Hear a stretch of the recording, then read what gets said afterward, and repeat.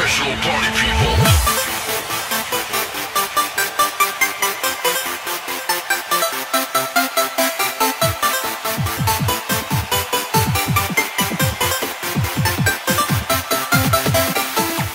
I'm Professor Nagnilc, and I'm going to teach you a little bit about solar cells.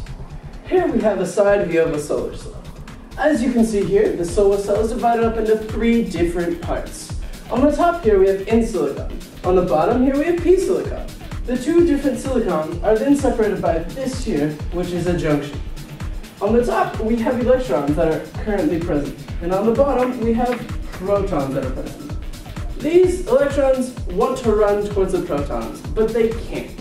So, how do they? Well, they take the energy from the sun, this light energy, or these photons. And when the photons come from the sun, they bounce off this top plate and excite the electrons. The electrons get so excited that they're able to run from this plate through a wire to the bottom plate. And when they do that running, this is called electrical current.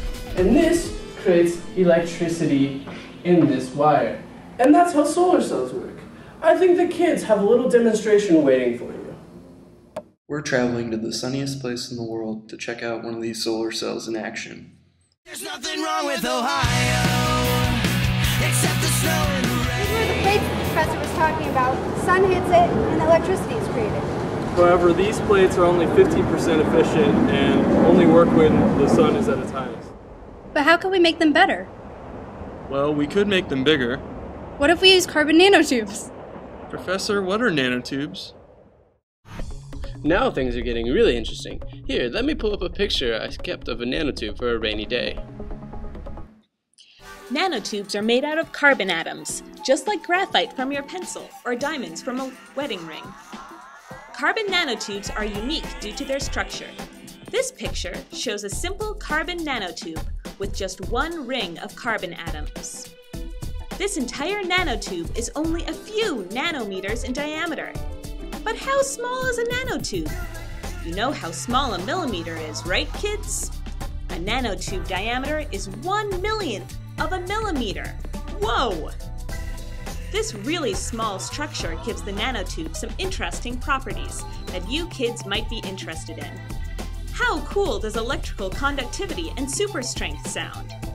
Real scientists like Professor Nagnilc love to use these nanotubes in everything from cancer treatment to nanorobots. But how do you think nanotubes help solar cells become more efficient? Professor, I read that they were using carbon nanotubes to coat the surface of solar cells. Yup. Coating the surface of the solar cells with nanotubes helps increase the surface area. The properties of nanotubes that make them good wires is also helpful. Wow, that's really confusing. Professor, can we get a demonstration? Yeah. In this demonstration, I'm going to be the sun. And as the sun, I have photons, just like this tennis ball. Now, for this demonstration, the tennis court is also going to be the solar cell. Now, watch as I shine this photon down on the solar cell. Notice the photon only hit the solar cell once before it bounced out. This is very similar to how a photon would act on a real solar cell. Now let's see what happens when we add nanotubes to the tennis court. Now here we have our nanotubes. Nanotubes are represented by the kids. Now let's see what happens when I throw this photon at the solar cell now.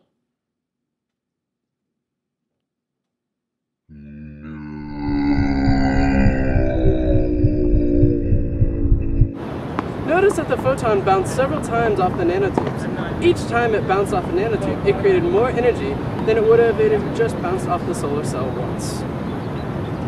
Okay, so you're saying that adding nanotubes to the surface of solar cells makes them more efficient? Yup. I read somewhere that the solar cells with nanotubes are up to 25% more efficient than solar cells without. Wow, that's really cool. Science is really neato. Let's go get some Chipotle.